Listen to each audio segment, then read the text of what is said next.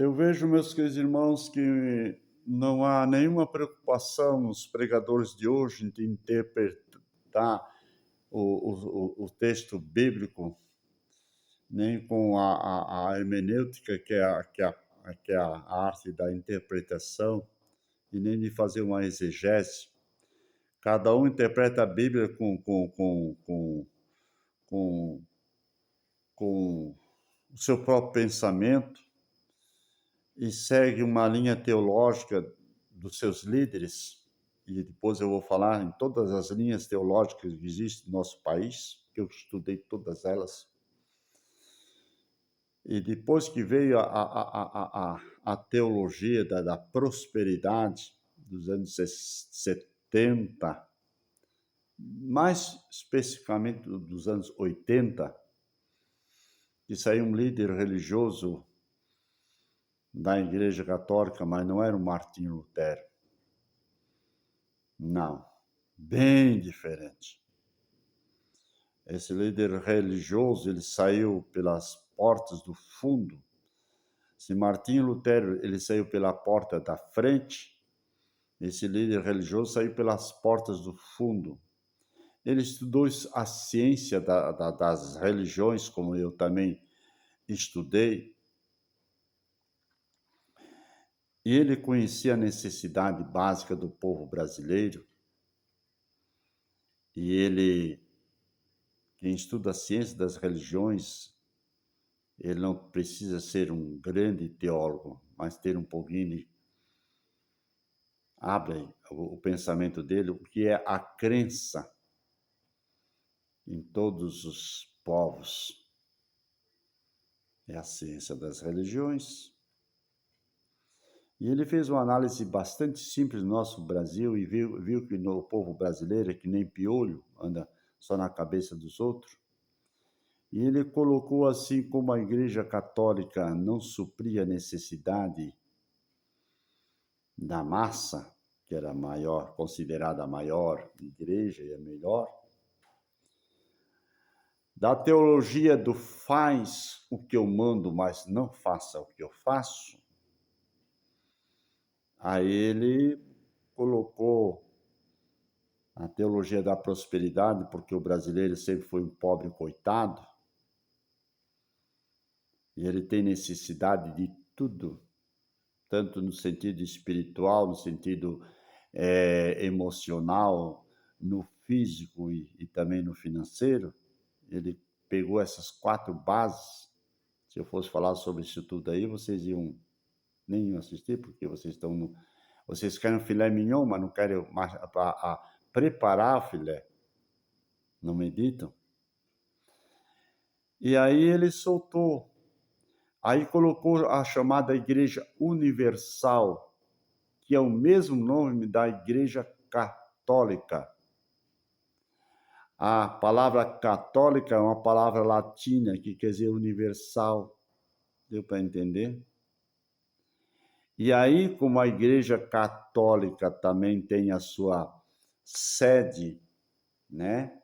A grande lá em Aparecida, tem em outros estados também, ele também fez um templo, mas não é o templo de Salomão.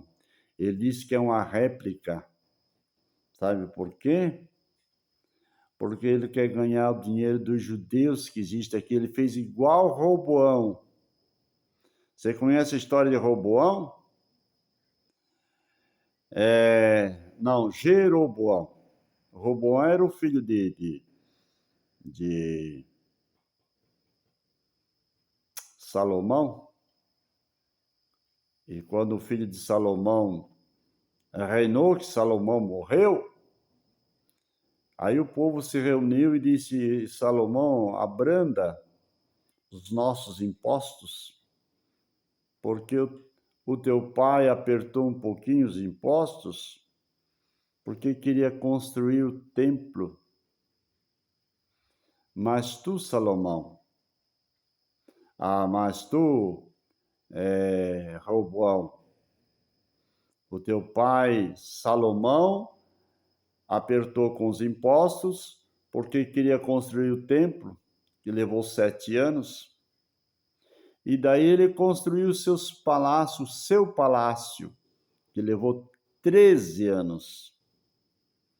Mas agora, como o templo de Jerusalém está pronto, e a casa do teu pai, palácio, também está pronto, não vou falar sobre o templo nem sobre o palácio, mas para os irmãos terem ideia, era de ouro e de prata e de cobre, e de madeira nobre, como o cedro do Líbano, o carvalho e tantas madeiras que estão escritas na Bíblia. Salomão, ele procurou trazer aves exóticas do mundo inteiro e plantas medicinais, os condimentos. Para você ter uma ideia, Salomão, ele teve uma casa,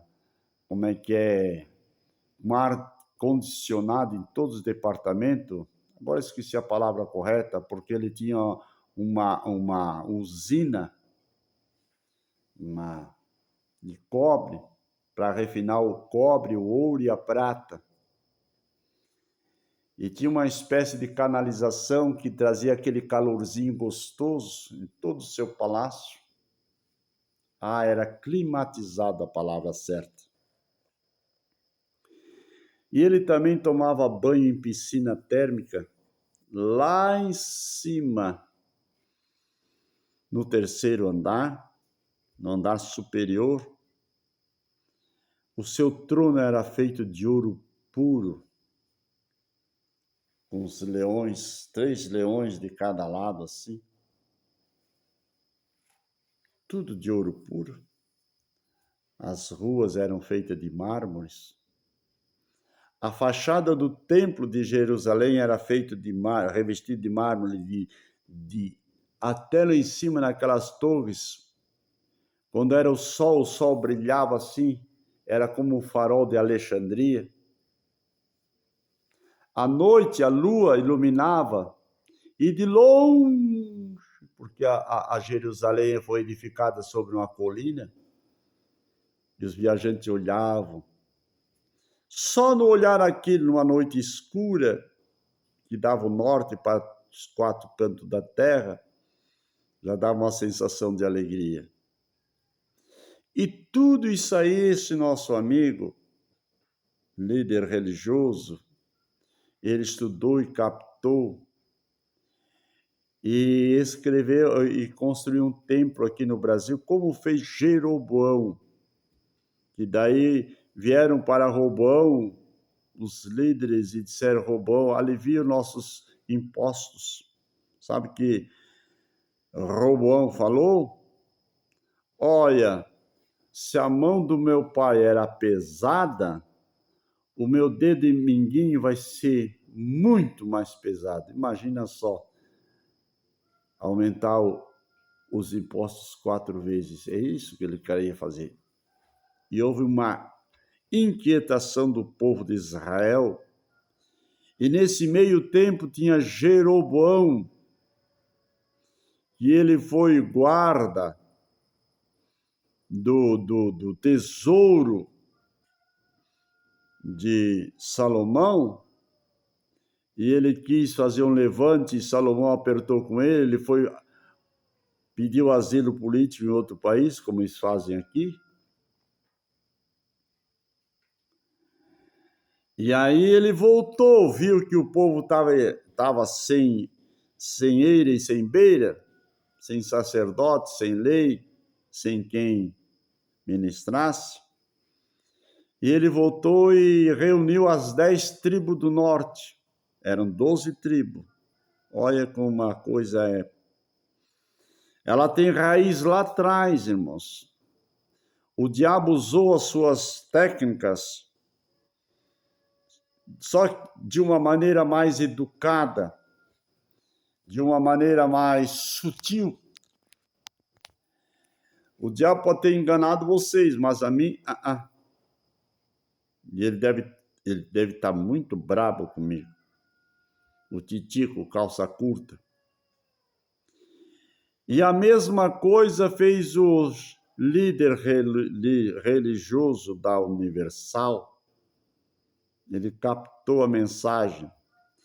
E Jeroboão diz assim, não, vocês não vão mais para Jerusalém, nós vamos edificar aqui, agora esqueci o nome das duas cidades, templos, e vocês não precisam andar esses quilômetros, vocês ficam aqui em Jerusalém. É assim que esse líder religioso, que você sabe de quem estou falando, fez aqui no Brasil. Olha, meus irmãos judeus, vocês não precisam ir lá para Israel, mas dê o dízimo aqui, traz as ofertas alçadas aqui, e se vocês assistirem os cultos e as pregações, eles são doutrinados para usar textos do Antigo Testamento e cobrarem o dízimo, porque os judeus são fiéis nos dízimos. Eita! É assim que o diabo gosta, é assim que o diabo quer. Dinheiro, em abundância, fandango, trago e mulher. Deu para entender o espírito da coisa? E aqui Deus está me levantando, irmãos, eu creio assim, porque eu sou um Zequinha aí, ó, debaixo de um teto aí que está caindo. Estou reformando está tudo podre de bicho. A mulher disse que qualquer hora vem uma telha lá de cima, diz só se Deus quiser, porque senão tínhamos uma legião de anjos aqui, ó, amparando, segurando a telha volta, ou volta no mesmo lugar, ou o céu se abre e eu vou para a glória. Então tem que ficar aqui, porque lá na cidade eu incomodava os vizinhos, os cachorros latiam. Aqui tem o Frederico, ontem eu comecei a pregar, repreendi o Frederico. Frederico é um galo velho que eu tenho aí, quando começa a pregar ou cantar aqui, ele canta, que nossa, canta Frederico, canta. Eu disse, olha Frederico, cala a boca, senão vai para a panela. O pai Frederico já parou. Então, nossos queridos irmãos, a tática do diabo, como usou lá no tempo de Roboão, de Jeroboão. Aí Roboão ficou com 2 tribos no sul e Jeroboão com as 10 tribos no norte. Houve a divisão do povo de Israel. E hoje, meus queridos irmãos, há uma divisão dentro da igreja. Os chamados liberais e os conservadores. E a partir de então, na linha desse pensamento, eu vou conversar dias e dias com os irmãos, aqueles que querem me aturar e que estão captando o raciocínio.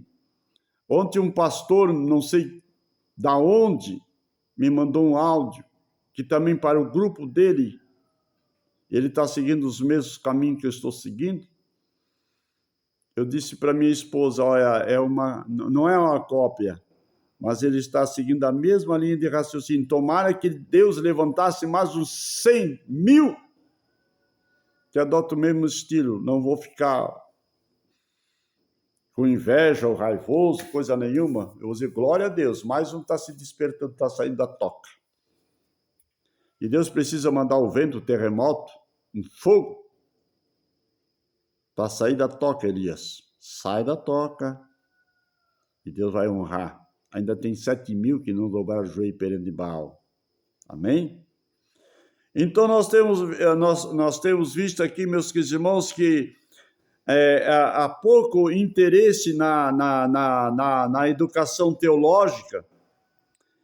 E assim a igreja evangélica no Brasil não consegue mais ser sal da terra e nem a luz do mundo. É muito mais influenciada do que influencia. Isso aconteceu no pentecostalismo clássico. Os pastores das igrejas evangélicas pentecostais começaram a ver que as neopentecostais cresciam e se desenvolviam, não que ganhavam membros, mas adeptos, porque as igrejas neopentecostais são casas de conveniência. Sabe o que é uma casa de conveniência? É o cidadão quando está andando, viajando de carro, e ele para para abastecer e vai lá nesses gândulazinhas que existem nos postos e pega ali um biscoitinho, uma bolachinha, uma água mineral, só para dar uma... Eu já preguei aqui, já falei, meus queridos irmãos, que esses pastores neopentecostais, eles aproveitam a necessidade das pessoas inocentes. É como que uma mulher trabalhadora ou uma mulher malandra, vamos falar em português mais claro. Ela está com a criança no colo e a criança chora, mas ela está com o olho ali ou na televisão ou no celular, ou no Face. E a criança está chorando, mas ela não quer tirar o olho dali, porque está assistindo a série de novelas da Globo. Viu, sua pintada? Estou falando para as evangélicas agora. E se referindo aos pastores das neopentecostais. Eles fazem assim, ó, aquela mulher está ali, e aí ela pega, a criança chora, e ela está olhando, e ela vai lá, pega uma xicrinha de açúcar, e pega o biquinho da criança, e vai lá, molha, e puf, na boca da criança. A criança para, ela continua no celular, ou na televisão. E a criança começa a chorar de novo, ela, pá, já está assim, ó, molha. E a criança começa a chupar o bico.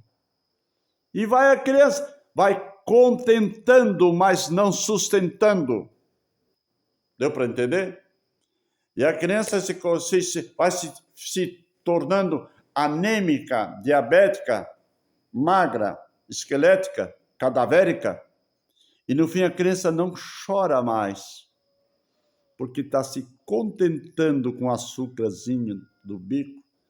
Contenta, mas não sustenta. Assim faz esses líderes religiosos, como Jeroboão fez, e está copiando a mesma tática. Eles vêm me apedrejar, vocês sabem onde que eu moro. Ainda bem que o YouTube não revela o endereço, mas eles têm helicópteros.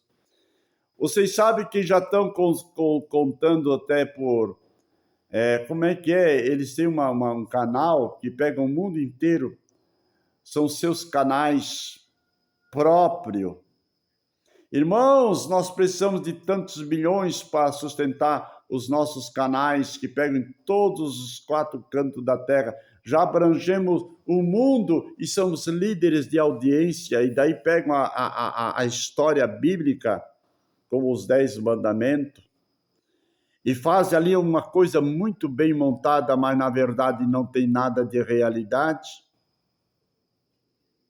Pega um modelo quase que idêntico à palavra de Deus e faz uma dramatização terrível, mas a linguagem que eles falam é uma linguagem chula do brasileiro, e não é uma linguagem bíblica, porque não tem inspiração nenhuma, é só para ganhar dinheiro. E é o best-seller, os livros que eles escrevem. E é líder em audiência a série e ficam podres de rico a ponto de ter satélite próprio para atingir todas as nações da terra. Viu como o diabo faz? Jeroboão disse, vamos construir aqui templos, um aqui e outro lá, e você não precisa descer em Jerusalém, porque o mesmo Deus que está lá está aqui, mas lá tem o Shekinah de Deus, a glória de Jeová, e ali tem os bezerros. Não era bezerro de ouro, mas era outros ídolos, como Moloque, como Baal, que depois Elias subiu, chegou lá e viu aquela vergonha.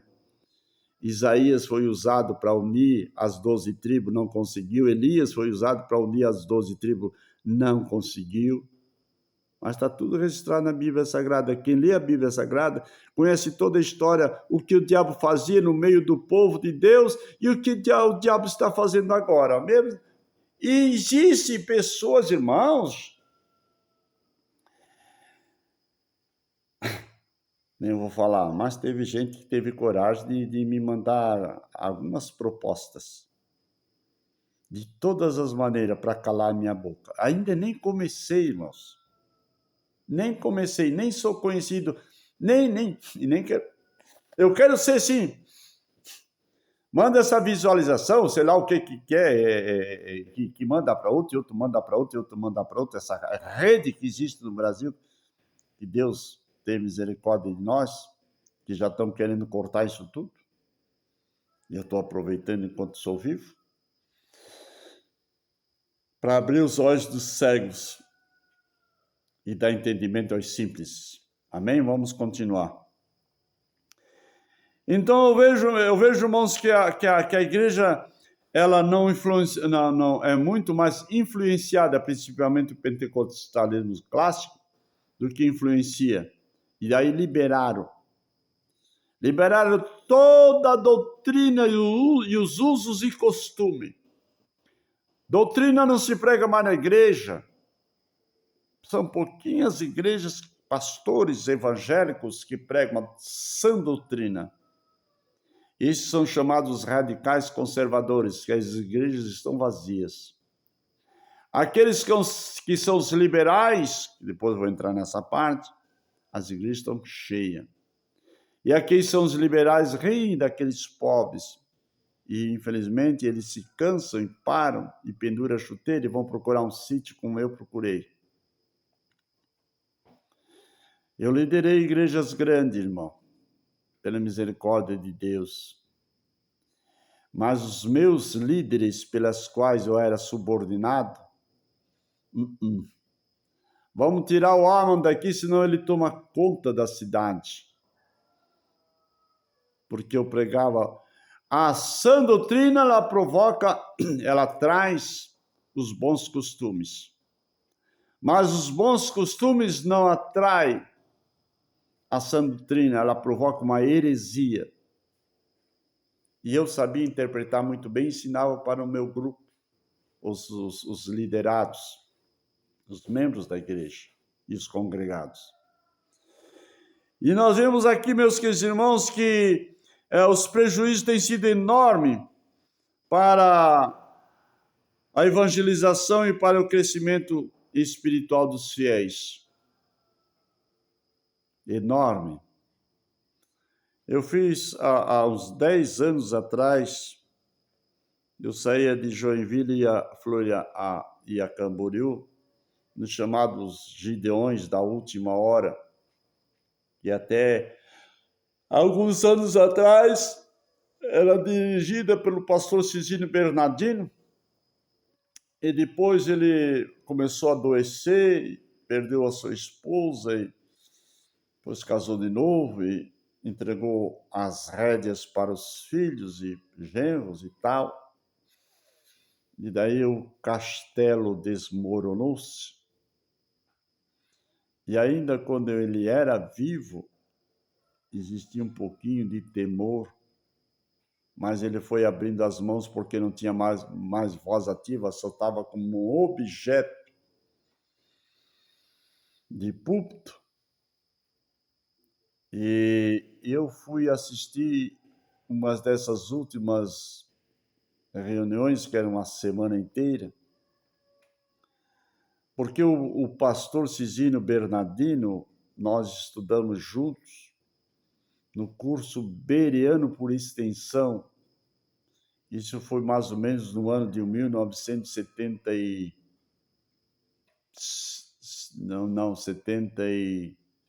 76 a 78, por ali. Lá mesmo em Balneário Camboriú, o curso Bereano por Extensão foi um curso também como a ETAD, que veio dos Estados Unidos. Eu não vou entrar em detalhes aqui, mas ali nesse grupo está o pastor Cisínio Bernardino com outros que já partiram com o Senhor. Então os irmãos veem que eu tenho um pouquinho de conhecimento. Até hoje ninguém me conhecia, ninguém me via, mas Deus me abriu essa porta, eu tenho culpa que Jesus me ama? E eu me lembro, meus queridos irmãos, eu já falei ali atrás, não me foge a mente, algumas gravações. Eu me lembro de uma reunião em que nós tínhamos assim, ó, nós tínhamos a tarefa de entregar 2.000 folhetos dentro de um mês. Eu saía da minha casa para trabalhar de bicicleta, eu parava na rodoviária, saía uma meia hora antes, e eu rodeava a rodoviária, e ali eu entregando os folhetos nas filas para as pessoas que estavam esperando os ônibus, e nos terminais dos ônibus. Então, aproximadamente, eu fazia assim uma conta de uns 100, 200, 300. Quando eu vinha ao meio-dia para casa, não dava tempo, mas quando eu vinha à noite, daí eu tinha mais tempo.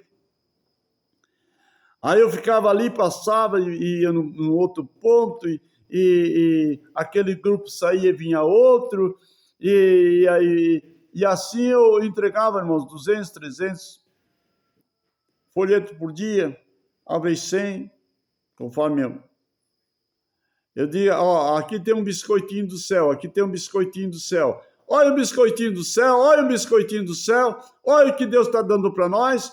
Olha, é de graça, é de graça. O dono da casa está interessado na salvação da alma de vocês. Eu fazia uma propaganda que nem aquele homem que quando nós estávamos na praça da Nossa Senhora do Perpétuo Socorro, em Curitiba. Olha, tudo aquilo aqui, tudo aqui nessa tenda é 100, é 100, é 100, é 100, é 100. 100 centavos.